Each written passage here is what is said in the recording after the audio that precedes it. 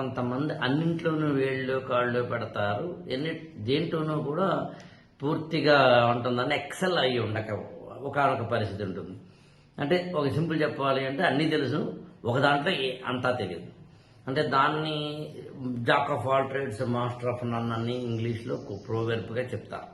నిజానికి దాని ఒక నెగిటివ్ ప్రోవెర్బ్గా చెప్తారు. నేను దాన్ని పాజిటివ్ ప్రోవెర్బ్గా చెబుతాను. ఎందుకంటే మాస్టర్ ఆఫ్ నన్ ఒక్కసారి పక్కన పెడతాం, జాక్ ఆఫ్ ఆల్ ట్రేడ్స్ అని తప్పు కాదు. ఓ పక్కన ఏ టూల్స్ నేర్చుకుంటూ ఉండాలి, ఇంకో పక్కనేమో మీరు ఏదో ఒక జాబ్ చేస్తూ ఉండాలి, ఇంకొక పక్కన ఇంకోటి ఏదో చేస్తూ ఉండాలి.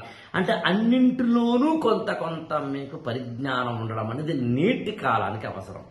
జీవితంలో 2 రకాల గ్రోత్లు ఉంటాయి, వెర్టికల్ గ్రోత్, హారిజాంటల్ గ్రోత్ అని 2 ఉంటాయి. కాస్త అటు ఇటుగా 21వ శతాబ్దానికి ముందు, అంటే ఒక 10-15 సంవత్సరాల కన్నా ముందు వెర్టికల్ గ్రోత్ మాత్రమే ఉండేది. ఈ ఛానల్ని లైక్ చేయండి, షేర్ చేయండి, సబ్స్క్రైబ్ చేసుకోండి.